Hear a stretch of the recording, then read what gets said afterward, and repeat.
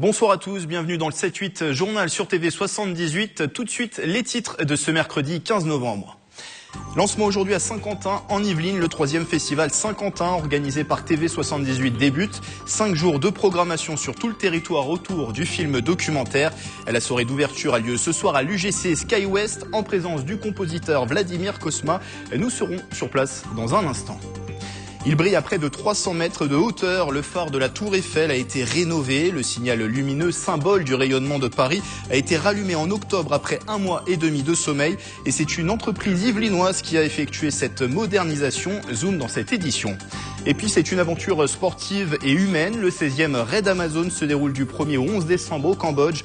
Au menu de la compétition 100% féminine, course à pied, VTT et canoë-kayak, 7 Yvelinois seront sur la ligne de départ, dont les Crazy Mothers pour une première participation. Elles sont nos invités. On débute ce journal par une bonne nouvelle. Le jeune Lucien a été retrouvé sain et sauf ce matin. Depuis hier 8h30, l'adolescent de 16 ans était signalé disparu à Fontenay-le-Fleury. Pour le commissariat de Plaisir, il s'agit vraisemblablement d'une fugue.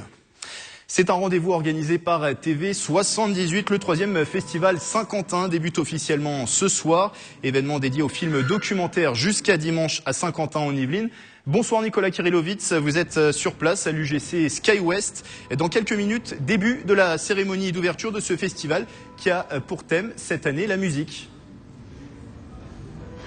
Bonsoir Grégory, en effet la musique est à l'honneur cette année, la musique sous tous ses aspects, que ce soit à travers le parcours d'un artiste, de son importance pédagogique dans nos vies ou même de son importance historique pour de nombreuses communautés. Et pour débuter ce festival à l'UGC SkyWest dans quelques instants, le célèbre compositeur de musique de film Vladimir Cosma sera mis à l'honneur.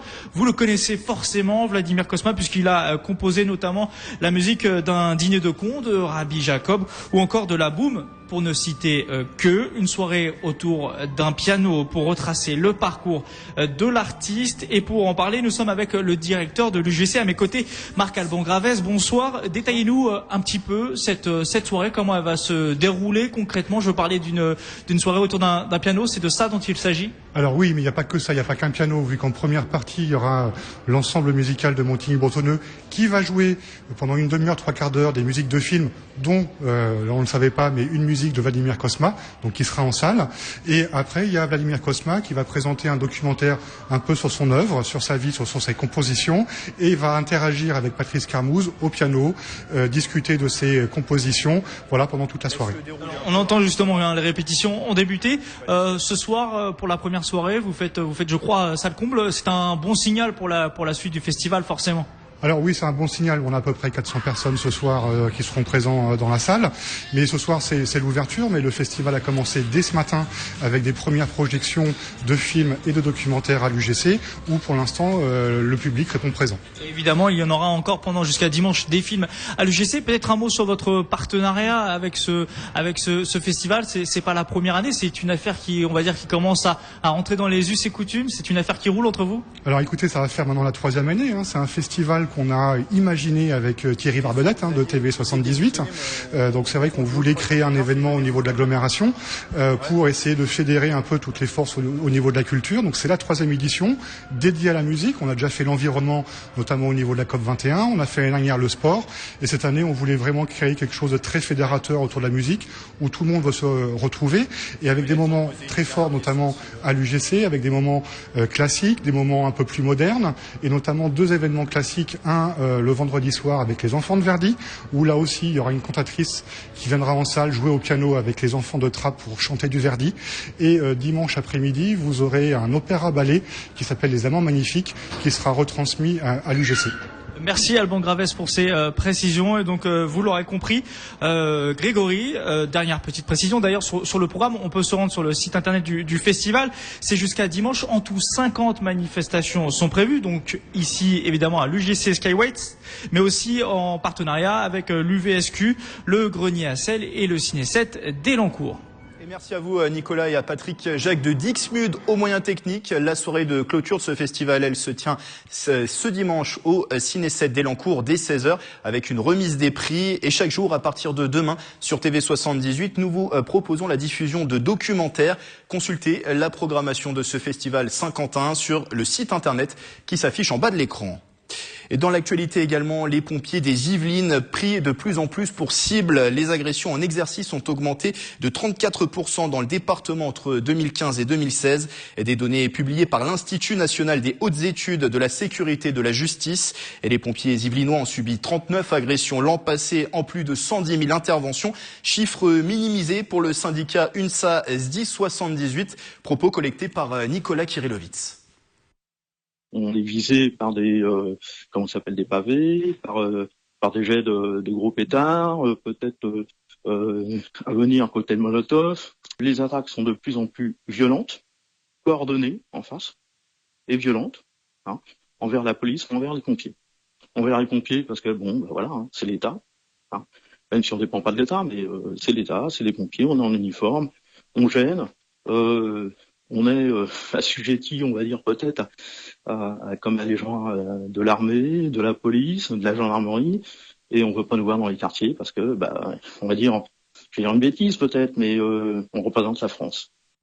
Souvenez-vous, c'était il y a un an une polémique à Voisins-le-Bretonneux autour de la réouverture du centre de placement de la protection judiciaire de la jeunesse. Et les riverains craignaient à l'époque la présence de ces jeunes ayant commis des délits. Nous avons poussé la porte du site et rencontré les résidents et éducateurs. Un reportage de Nicolas Dandry. Bientôt midi, David et Youssef mettent la table. Ces deux mineurs sortis de détention ont été placés sur décision du juge dans l'unité hébergement diversifié renforcé de Voisins-le-Bretonneux. On va remonter dans ma chambre. Ma chambre c'est ici. Là c'est pas rangé là. C'est pas rangé là. Ça c'est mon lit, ça c'est la table. Je vais essayer de me trouver une formation, tout ça. C'est quoi ton projet justement Juriste. Youssef, lui, a 15 ans, de nationalité marocaine. Il vient de sortir de détention. Il est arrivé le 7 novembre dernier dans l'établissement. Moi, on règle papel, on recherche travail. Je vais faire le mécanique de la voiture. Ces deux jeunes préparent leur repas, un atelier cuisine mené par un éducateur et une cuisinière. Au menu, poisson pané et salade crudité. Je connais la cuisson, et on le retourne. D'accord ? Cet établissement spécialisé dans la protection judiciaire de la jeunesse accueille des jeunes de 13 à 21 ans. Plusieurs modalités de prise en charge, l'hébergement en résidence éducative, des résidents en appartement partagé ou des jeunes en famille d'accueil accueillis en journée sur le site. Objectif, l'accompagnement à la réinsertion sociale et professionnelle. Cet établissement-là correspond plus aux nouvelles orientations de la protection judiciaire de la jeunesse qui souhaite que nous arrivions à diversifier les modalités de prise en charge afin de pouvoir proposer des accueils qui se rapprochent le plus des besoins des jeunes. Actuellement, 10 jeunes sont placés dans l'unité d'hébergement, 4 en résidence éducative dont David et Youssef. À terme, une vingtaine de résidents devraient occuper cette unité. On vous en parlait lundi dans le journal. Le deuxième colloque famille d'ici et d'ailleurs se tenait hier au théâtre de Fontenay-le-Fleury. Rendez-vous pour tous les professionnels de l'enfance, du social au médical en passant par l'éducatif. Thème cette année, vulnérabilité et résilience. Autrement dit, était abordée la question de la fragilité de l'enfant mais aussi de sa capacité à faire face à des situations difficiles. Journée animée par de nombreux spécialistes venus du monde entier, ce qui a permis d'avoir des éclairages multiples. Des propos recueillis par Patrick Jacques de Dixmude. En France, quand vous parlez de radicalisation, vous parlez de radicalisation islamique. Donc vous parlez uniquement de radicalisation religieuse. Or nous, au Québec et au Canada, considérons que les majorités sont aussi radicalisées que les minorités, avec la montée des extrêmes droites, la montée des néo-nazis et des suprémacistes blancs. Et que donc ça se joue dans cette interaction entre les deux. Donc vous voyez, ces différences de représentation du phénomène des radicalisations a énormément d'importance en termes des systèmes cliniques et de la façon dont on va penser la situation en intervention. La Tour Eiffel, symbole de Paris, mais aussi figure de la France. Et que serait la Dame de Fer sans son phare visible depuis la capitale et sur une bonne partie de l'Île-de-France? Le signal lumineux a subi récemment une cure de jouvence pour la première fois depuis 2000. Une modernisation assurée par une entreprise yvelinoise. Ses salariés ont travaillé à près de 300 mètres de haut pendant 6 semaines. Camille Lambert et Nicolas Dandry. Ils ont joué les Gustave Eiffel pendant 6 semaines. 12 techniciens de la société rambolitaine A2V Mécatronique ont rénové le système électronique du phare de la Tour Eiffel. Parmi eux, Michel Deslandes, technicien depuis 35 ans dans cette entreprise. Les difficultés, c'est les changements à chaque fois de phare, de descendre, remonter les escaliers sur des échelles, des escaliers en colimaçon. Donc c'est vrai que c'était assez épuisant. Ça sortait un petit peu des habitudes de travail au niveau de l'entreprise. Donc c'était un très gros projet et très très intéressant. Installé depuis 2000, certaines pièces étaient obsolètes, des pannes régulières, une rénovation nécessaire de la mise en mouvement du phare. La première demande, c'était de faire une mise à jour électronique et une mise à jour de la mécanique du phare pour pouvoir aussi préparer les évolutions des 10 prochaines années. La motorisation électronique, la spécialité d'A2V Mécatronique depuis 1991. Cette société a remporté l'appel d'offres face à une quinzaine d'entreprises candidates. Elle a fait valoir son expérience suite à une première intervention passée sur la Tour Eiffel. Il y a bien 4 phares, comme chacun des 4 points cardinaux. Chacun des 4 phares éclaire sur les 90 degrés. Et lorsqu'il a fini ses 90 premiers degrés, il passe la main au phare suivant, et ainsi de suite, pour donner l'illusion qu'il n'y a qu'un seul phare. Une illusion qui permet à la Dame de Fer de conserver certains secrets sous sa longue robe d'acier. Mettre en lien les acteurs publics, privés et les associations pour faire face à des problématiques locales. Tout l'enjeu de Trappes Territoires Vivants, c'est une alliance créée entre la ville, l'association Envie et le groupe Auchan. Hier, une première journée de travail se tenait à la mairie de Trappes. Image signée Nicolas Kirillovitz. Thématique, l'insertion professionnelle au programme échange et recherche de solutions concrètes. Les entreprises au local se plaignent de ne pas avoir de candidats et que les jeunes au local se plaignent de ne pas avoir d'emploi. Donc déjà, la problématique de l'emploi a émergé de cette confrontation-là. Et puis du fait que, on s'est rendu compte qu'on ne travaillait pas assez, nous, entreprises, avec l'éducation nationale, avec les entreprises, qu'à l'inverse, on est... Les entités associatives, les acteurs publics n'étaient peut-être pas assez proches de nous et qu'il fallait à un moment donné se rassembler pour travailler ensemble. Prochaine thématique qui pourrait être abordée par cette nouvelle alliance territoriale, les questions du logement et de la culture. L'agriculture des Yvelines, elle, engagée dans l'agroécologie. C'est en tout cas ce que prouve le certificat ISO 14001 qui a été renouvelé jeudi dernier pour plusieurs exploitants du département. Cette norme environnementale récompense les démarches menées par les agriculteurs en matière d'écologie. Les précisions de Camille Lambert. Depuis 5 ans, il fait la fierté de son directeur. Ce méthaniseur permet de transformer le lisier et le fumier des animaux de la ferme de la Tremblay en biogaz. Il devient lui-même de l'électricité, puis du chauffage. Avec d'autres mesures, elle a permis à la ferme d'obtenir le certificat ISO 14001, une norme pour appuyer son engagement en faveur de l'environnement. Ce qui nous oblige donc à avoir une méthodologie, à gérer des non-conformités, à communiquer auprès du personnel pour dire voilà pourquoi on fait ça, au personnel de nous répondre mais il nous manque ceci pour améliorer notre façon de protéger l'environnement. Donc c'est une démarche interactive. Reçu en 2006, son certificat a été renouvelé. Comme elle, une dizaine d'autres fermes yvelinoises ont obtenu leur renouvellement. Des exploitants qui favorisent l'agroécologie regroupés au sein de l'association Terre des Yvelines. Notre groupe a pris conscience de ce besoin de communiquer, ce besoin de certifier nos performances, des indicateurs concrets validés par un bureau extérieur qui vient dire voilà, ces agriculteurs-là respectent la réglementation, ont mis en place des actions à vocation environnementale et vont dans le bon sens. Je produis du blé, du colza. Je ne travaille plus le sol, donc je ne laboure plus, pour favoriser la vie finalement dans le sol. Et pour schématiser, grosso modo, je préserve les vers de terre qui, eux, finalement, enrichissent le sol. Christian n'utilise plus de produits chimiques et son huile sert dans le BTP pour produire de l'électricité et de la chaleur. Terre des Yvelines espère toucher de nouveaux exploitants pour favoriser une agriculture durable dans le département. Le sport, c'est une aventure physique et avant tout humaine. La 16e édition du Raid Amazon débute le 1er décembre au Cambodge, une compétition exclusivement réservée aux femmes. Au programme 6 jours d'épreuves, course à pied, VTT ou encore canoë-kayak à travers des paysages magnifiques, notamment les temples d'Angkor. 7 Yvelinois seront sur la ligne de départ. Je reçois 3 d'entre elles, Elia Thésée, Isabelle Orphée et Virginie Pagnou. Bonsoir mesdames. Bonsoir. Merci d'être présentes pour cette émission. Alors ça sera votre première participation. Vous représenterez le trio des Crazy Mothers et vous courez notamment pour la Fédération française des diabétiques.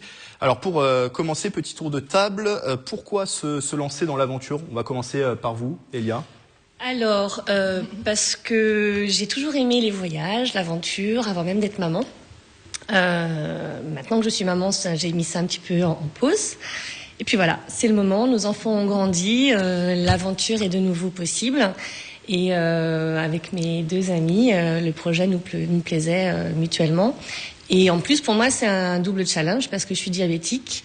Donc, c'est le moyen de démontrer que même avec un diabète, on peut quand même aller au bout de ses rêves. Effectivement, un vrai défi. Voilà. Vous êtes atteinte d'un diabète de type 1. On va en parler dans un instant. Je me tourne vers Isabelle. Oui. Pourquoi vous participez à ce raid? Je crois qu'à la base, alors vous ne connaissiez pas toutes les 3, c'est ça? Alors, moi, j'ai rencontré Elia il y a 20 ans, en 97. Oui. Donc une rencontre déjà qui remonte. Au Mexique, déjà, dans le cadre d'un voyage aventure. Ce qui nous relie, voilà, c'est l'aventure, les voyages.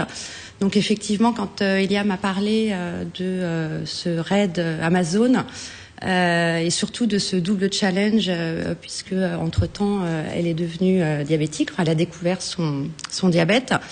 J'ai trouvé le projet vraiment passionnant et donc je suis rentrée dans l'aventure à 110%. Et donc je connaissais pas Virginie, qui elles se connaissent depuis 7 ans et je l'ai rencontrée au mois de mars. Et du coup Virginie, pareil, oui. Pourquoi rejoindre cette aventure? Alors moi, on s'est rencontrés avec Elia il y a 7 ans, puisque nos filles sont à l'école ensemble. Et quand elle m'a parlé effectivement du raid, j'ai mis très peu de temps à accepter. Ça faisait vraiment écho en fait, pareil, à mon amour des voyages que j'avais de la même façon mis un peu entre parenthèses. Et voilà, j'avais envie de vivre cette aventure avec Elia, donc j'ai tout de suite accepté.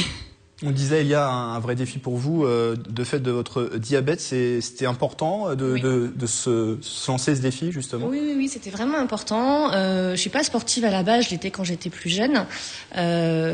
J'ai, l'année dernière, en 2016, décidé de me mettre à la course à pied, mais de manière très ludique, sans aucune volonté de faire d'exploits ou autre. J'ai vu le bienfait que ça faisait justement sur mon diabète. Ça a un vrai impact. En février, donc, j'ai découvert le raid Amazon sur Facebook et tout de suite, je me suis lancée dans l'aventure sans crainte.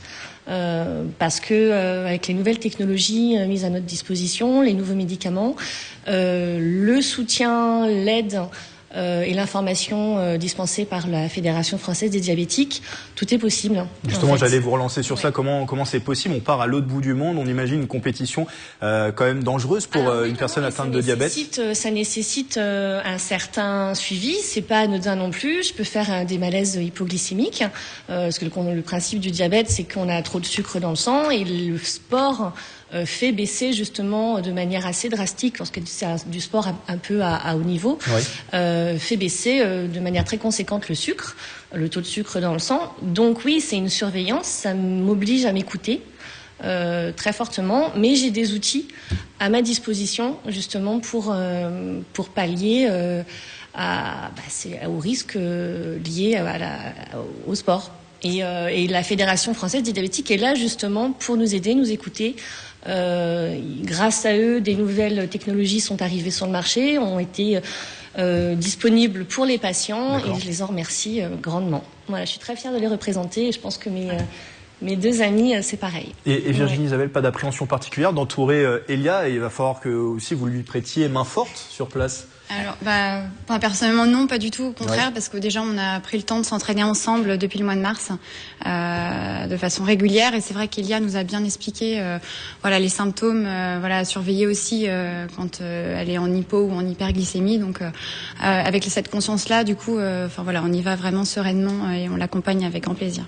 Isabelle, un mot sur les deux causes que vous défendrez sur place. Donc vous courez pour l'association française des diabétiques, la Fédération française des diabétiques, et aussi une association de scolarisation pour les jeunes filles au Cambodge. Oui, tout à fait. Donc toutes les participantes au Raid Amazon, on est presque 400 au total, vont courir donc toutes pour la même association qui a été créée par Tiena Kieffer et qui va permettre donc de scolariser, c'est tout à l'école, de scolariser les petites filles les plus démunies du Cambodge. C'est un projet qui est magnifique et on est toutes très fiers de participer du coup à ce projet et du coup de soutenir cette association. Et puis aussi donc on court pour l'association des diabétiques. Le diabète c'est la maladie auto-immune la plus connue, mais il y en a plein d'autres. Et notamment mon fils qui est atteint aussi d'une maladie auto-immune, mais qui n'est pas connue. Quand Elia m'a proposé de faire ce rallye, ça a aussi fait écho en moi. Et c'est aussi ce challenge, ce dépassement de soi que Elia avait entrepris, où je me suis dit effectivement pourquoi pas moi aussi. Et ça m'a donné de la force pour justement faire parler de ces gens qui vivent au quotidien avec une maladie auto-immune et qui finalement arrivent à faire des choses comme tout le monde. Voilà. Alors côté sportif, ça sera un programme très chargé au Cambodge, 6 jours d'épreuves, du VTT, du canoë-kayak, du trek, notamment une épreuve de VTT 46 km le jour 5. C'est ça qui vous attend. Comment on prépare de telles épreuves? Vous avez préparé ça comment? Alors je vous ai suivi un petit peu sur les réseaux sociaux, j'ai vu que vous avez fait ça notamment sur l'île de loisirs de Saint-Quentin en Yvelines, toute proche de notre antenne. Oui, grâce à Isabelle, on a pu justement profiter de ce super terrain de jeu. Donc on a récemment d'ailleurs, on a réussi à atteindre les 17 km de course à pied en suivant le super parcours autour du lac. Et puis également le VTT. Les 46 km, ça sera faisable. Oui, ça va le faire. Ce qui va être le plus dur. Ce qui va être le plus dur, c'est d'enchaîner les épreuves. Parce que c'est vrai qu'on a fait un petit rétro-planning pour être prête et pour pouvoir faire les épreuves, les 46 km de VTT, les 16 km de canoë, les 17 km de course à pied qui nous inquiétaient beaucoup. Ça, on est maintenant prête, mais l'enchaînement va être le challenge supplémentaire d'enchaîner sur 6 jours toutes ces épreuves. Il nous reste moins d'une minute. Il y avait aussi une préparation financière parce que partir sur place coûtait 15 000 euros. Vous avez eu, grâce à des partenaires, vous avez pu notamment remplir ces objectifs. C'est ça? Oui, effectivement. Enfin, il faut savoir que au moment où on se décide de participer au raid et le raid lui-même, il y a une grande démarche de recherche de sponsors parce qu'il y a un assez gros budget à aller chercher. Et nous, on est parti de page blanche. Donc, on a démarché près de 30 à 40 entreprises différentes locales. Et aujourd'hui, effectivement, on tenait vraiment à les remercier parce que c'est vraiment grâce à eux qu'on est ici aujourd'hui et qu'on peut participer au raid Amazon. Donc on va pouvoir les remercier tous les uns après les autres, mais on a de nombreux sponsors. La liste est un peu longue, on en a 14. Très longue, et donc ils nous ont soutenus au-delà de l'aspect financier, ils nous ont soutenus vraiment depuis le début de notre démarche. On a également organisé en parallèle une tombola. On a participé également à de nombreuses organisations locales comme la Brocante, les Olympiades. Tout ça pour aussi donner en contrepartie à nos sponsors de la visibilité et également sur les réseaux sociaux, sur tout ce qu'on peut poster au quotidien sur nos entraînements. Et on vous souhaite en tout cas une belle aventure à toutes les trois. Merci d'avoir été avec nous sur ce plateau et on pourra suivre vos aventures sur le site internet du Raid Amazon qui s'affiche en bas de l'écran. Tout comme le Raid Amazon, c'est un grand cru de la fin d'année. Le 5e salon des vins, des saveurs et des couleurs s'est tenu le week-end dernier à Maurepas. Les fonds qui ont été récoltés pendant cette manifestation seront reversés à des œuvres sociales. C'était une manifestation organisée par le Lions Club de la ville. Cette année, notamment, l'ambition d'acheter un chien guide d'un montant de 20 000 euros à une personne non-voyante. Marie Pantra, Nicolas Kirillovitz et Mélanie Poquet. Je vais vous faire goûter. Vin, bière, saucisson, il y en avait pour tous les goûts au 5e salon de Maurepas. De quoi en avoir l'eau à la bouche. Le salon rassemblait non seulement des saveurs, mais aussi de superbes couleurs. L'occasion pour les exposants de se faire connaître. L'objectif de ce salon, c'est de faire connaître mon produit aux gens ne mourent pas. Également de proposer ma bière de Noël. Donc c'est une bière qui est basée sur une rouge de Flandre. Ce salon permet aux Yvelinois de découvrir les différents produits locaux de la région. On vient de Villette, 78 entre Mantes et Sept-Œil. Beaucoup ignoraient la présence d'élevage et de production dans le département. C'était plutôt de la curiosité, je cherchais rien en particulier, mais comme je suis dans le coin depuis 4 ans, c'était une occasion aussi de découvrir un peu ce qui se passait dans la région. Le salon est organisé pour la 5e fois par l'association Lions Club. Tous les bénéfices sont intégralement versés à leurs œuvres sociales. Parmi elles, la lutte contre l'illettrisme, l'aide à l'organisation de la banque alimentaire et du Téléthon, mais pas seulement. Nous allons aider aussi l'association Valentin Oui pour le financement de stylos de lecture vocaux numériques. Et puis tous les ans, on envoie 50 petits-enfants sur une journée récréative, des petits-enfants qui ne peuvent pas partir à l'école, en vacances, grâce aux gens qui viennent, les exposants qui viennent au salon. Et ça nous permet de financer ces œuvres sociales. Les visiteurs font donc à la fois leur course de Noël, mais aussi une bonne action. L'année dernière, le salon avait accueilli 1500 personnes. Un événement qui a rassemblé cette année 1650 personnes. C'est la fin de ce 7-8 journal. Il est à revoir en replay sur notre site internet et notre application mobile TV78. Excellente soirée à tous.